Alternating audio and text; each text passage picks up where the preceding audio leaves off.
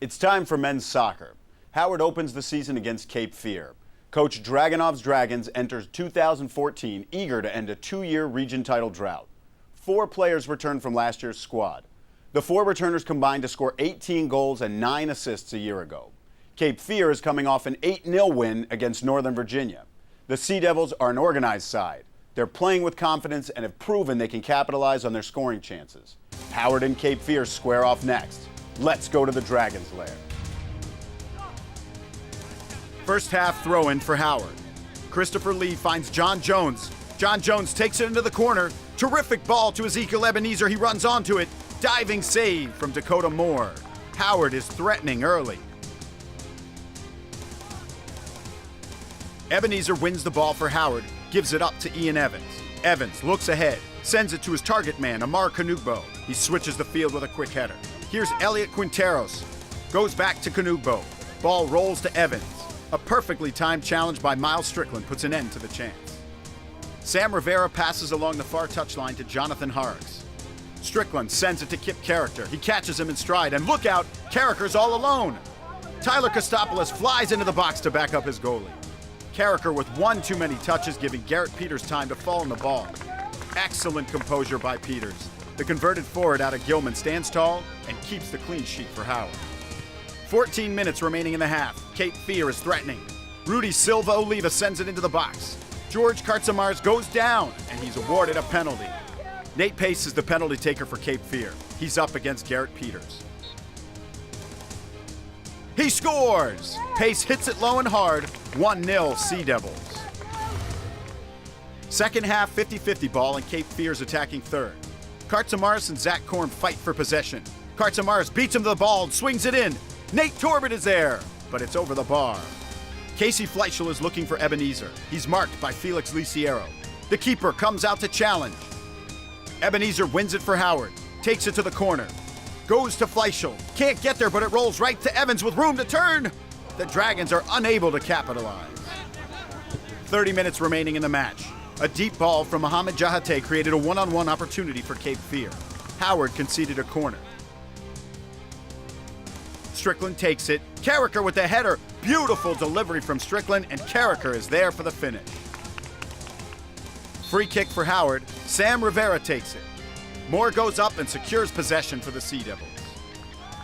Edwin Lopez looking for Evans. Cape Fear is double teaming Evans. Brett Council gets his head on it, goes for the clear. Evans wins the ball for Howard. Excellent work with the ball. Evans feeds it to Ebenezer inside the 18. Here comes the cross. Broken up by Sebastian Vallejo. He takes out Ebenezer in the process, but no foul is awarded. Jahate concedes a throw-in. 18 minutes remaining. Corner kick for the Dragons. ELLIOT Quinteros takes it. Short to Lopez. Back to Quinteros. Dangerous ball. Fleischl's open on the near post, but it's off the mark. Cape Fear picks up a 2-0 win on the road. Let's send it down to Matt Stovall. Mr. Quinteros, what are your thoughts after this game? Well, obviously disappointed for the loss, but I thought we showed a lot of promise. We showed that we could improve a few things at practice and ultimately win our conference and make it to nationals, which is the ultimate goal. Mr. Jones, how about you? What are your thoughts following this game? We're still a young team. It's our first game together, and I feel like together we are just going to go all the way to nationals. We're still learning about each other, still learning the runs that we need to make, but as long as we trust each other, we're going to be okay this season.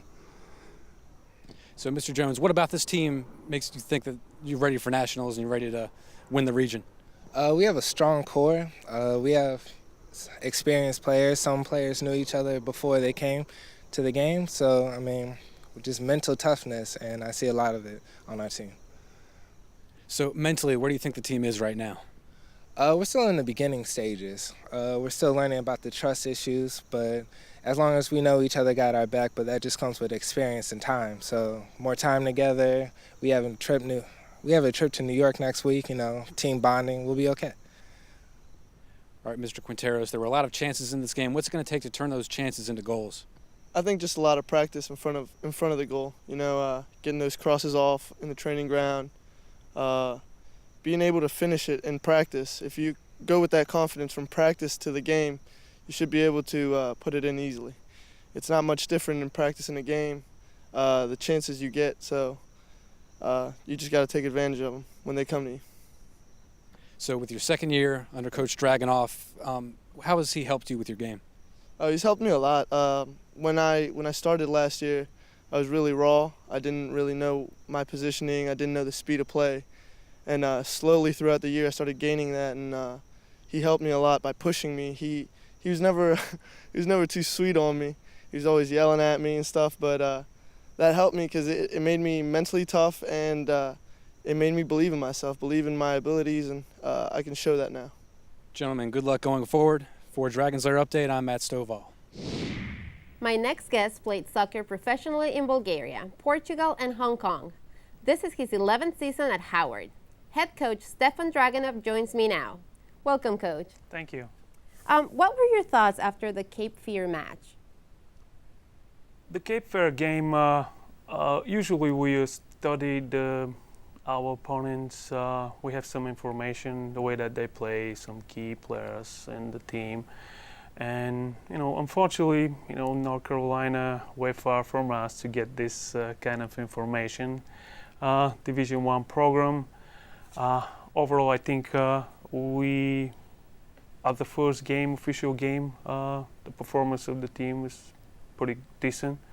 We're pleased what we saw. And that's great. It's great to start strong like that. What strategy did you have going into the match against Cape Fear? Well, as I mentioned, we were, studied the teams. We had no much information about them, so we emphasize on what we need to do on the field. We try to press high as much as possible our opponents in their side, so we can get the ball there and quickly get some threats against their goalkeeper. But of course, we met a very organized team, and as I mentioned, Division I, they get some scholarship players that they're kind of making some differences. We were usually going with 4 flat in the back with 5 midfields and 1 target man. That was the strategy we went against them. Okay, and can you tell us more about the team this year? Very young team. Majority of the players kind of just coming out from high school. They still need to work on their maturity to adjust to the college level soccer and the college life at all. We got a couple of players from Montgomery County. We got a couple of players from PG County, and a few players from Baltimore County, of course, along with returning players. I think it's a good group of players that they need more time to work together so they could gel and perform on the field. How will you prepare your team to contend for the region title? Well, mental toughness, it's something that we definitely have to stress and emphasize with going to this challenge that we get at the end of the season. It depends how we're going to do in the season, where we're going to end up, what seeded we're going to get. Hopefully we can be second or first or second, so we can I'm not scared from them, but avoid Montgomery College before the final. Interesting. Well, I wish you the best in the season. Thank you so much for joining me today. Thank you. Thank you for having me.